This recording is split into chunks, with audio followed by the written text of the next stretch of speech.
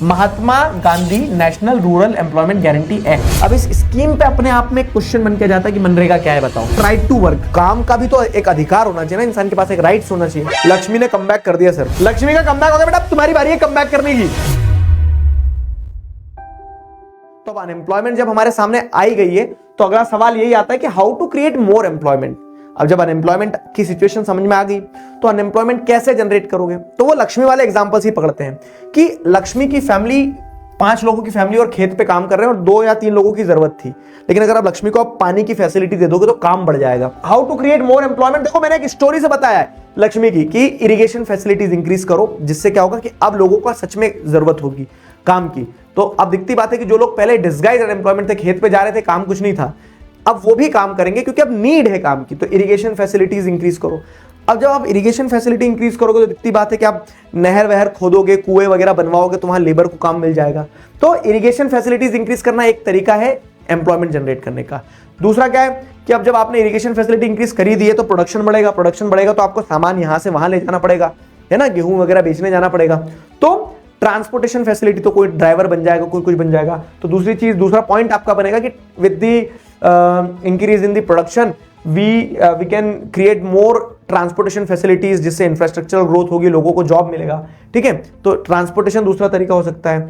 तीसरा क्या है कि अब जब लक्ष्मी के खेत में पानी आ गया है, फसल इधर से उधर ले जाने के लिए ट्रांसपोर्टेशन की जरूरत पड़ रही है, तो लक्ष्मी और खेती करेगी। ठीक है, और कुछ नए आइडियाज लाएगी। अब वो सीताफल की खेती करेगी तो उसको लोन चाहिए रहेगा, तो अगर उसको चीप क्रेडिट मिल जाएगा ना, सस्ते ब्याज पे पैसा अगर मिल जाएगा, तो उससे क्या होगा कि उससे वो हो सकता है कि अपनी खुद की एक फार्म हाउस या फिर ऐसा कुछ कह लो ना कि एग्रो लिमिटेड करके कुछ इंडस्ट्री वगैरह चालू कर ले, या फिर वो उस लोन से कुछ अच्छी क्वालिटी के सीड्स लाए जिसमें थोड़ी और मेहनत करना पड़े तो शायद 1-2 लोगों को और काम मिल जाए। तो चीप क्रेडिट जो है, हमेशा पैसा आदमी लेता तो पैसा लेके मनाली घूमने नहीं आता है। आदमी अगर पैसा लेता तो उस पैसे से क्या करता है, आदमी उस पैसे से एक तरह से आपको क्या देखने को मिलता है कि कोई ना कोई एक्टिविटी जनरेट करता है, काम शुरू करता है, जिससे क्या होता है, जिससे इनकम जनरेट हो। ठीक है, तो चीप क्रेडिट एक चीज हो गई।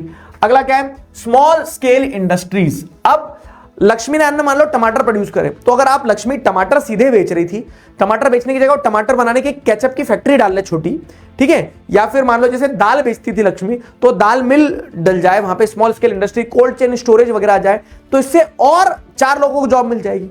ठीक है, तो ये कुछ पॉइंटर्स जो कनेक्टेड है आपस में कि बेटर इरिगेशन फैसिलिटीज, अब ज्यादा प्रोडक्शन होगा तो बेटर ट्रांसपोर्टेशन फैसिलिटीज, क्योंकि वो सामान ले जाना होगा।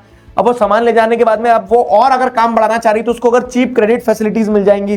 चीप क्रेडिट फैसिलिटीज के बाद में क्या है कि आप और स्मॉल स्केल इंडस्ट्रीज, जैसे मान लो कि हैंडलूम मशीन, जैसे कॉटन प्रोड्यूस हो रहा, तो कॉटन तो रॉ मटेरियल तो प्रोड्यूस हो ही रहा है, वहां पे आप कॉटन से धागा बनाने वाली छोटी फैक्ट्री लगा रहे हो, कॉटेज इंडस्ट्री टाइप की।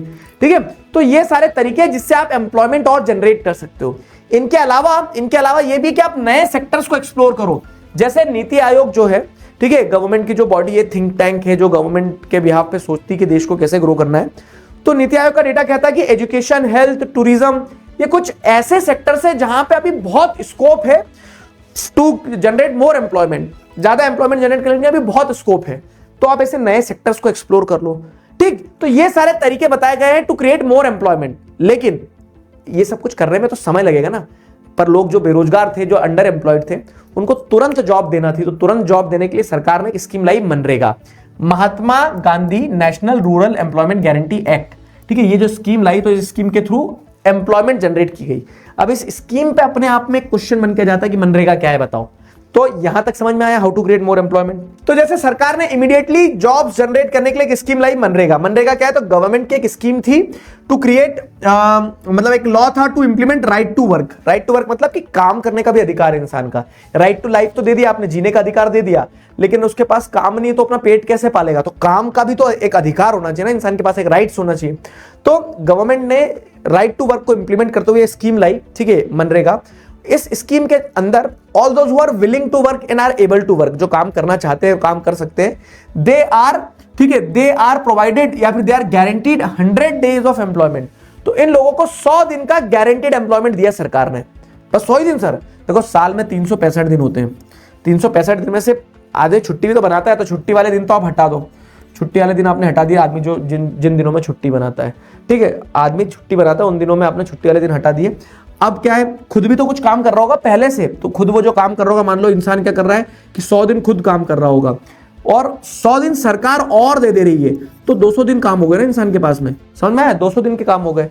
तो 100 डेज सरकार अपनी तरफ से काम दे रही है, गारंटीड एम्प्लॉयमेंट दे रही है। और मान लो अगर in case of default in providing employment, अगर सरकार फेल हो जाती है कि सरकार काम नहीं दे पाई, तो क्या करेगी, तो सरकार आपको अनएम्प्लॉयमेंट अलाउंस देगी। अनएम्प्लॉयमेंट अलाउंस मतलब कि सरकार फिर आपको पैसे तो दे ही देगी। अगर मान लो सरकार ने जैसे आपको 70 दिन ही काम दे पाई, 30 दिन आपको काम नहीं दिया, तो सरकार आपको अनएम्प्लॉयमेंट अलाउंस देगी कि लो 30 दिन बिना काम के पैसे ले लो तुम, लेकिन क्योंकि 100 दिन की सरकार ने गारंटी करवा दी है। अब किसको काम मिलेगा, डॉक्टर इंजीनियर को काम नहीं देगी सरकार, वो लोग जो कि क्या है अनएजुकेटेड हैं, खास करके जैसे विमेन हो गई, जो रूरल एरियाज में हो गए, ठीक है, जिन लोगों को काम की जरूरत होती है उनके पास काम होता नहीं है, तो ऐसे लोगों को क्या दिया जाता है, प्रेफरेंस दिया जाता है इस स्कीम के अंडर में।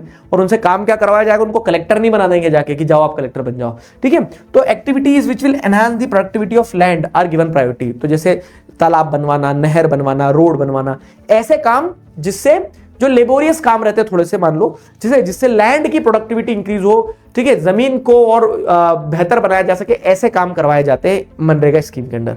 मनरेगा समझ में आया क्या था, एक लॉ जो सरकार ने बनाया for implementing right to work, जिसके चलते हर वो व्यक्ति जो काम करना चाहता है और काम की नीड में उसको 100 दिन का गारंटीड एम्प्लॉयमेंट दिया जाएगा।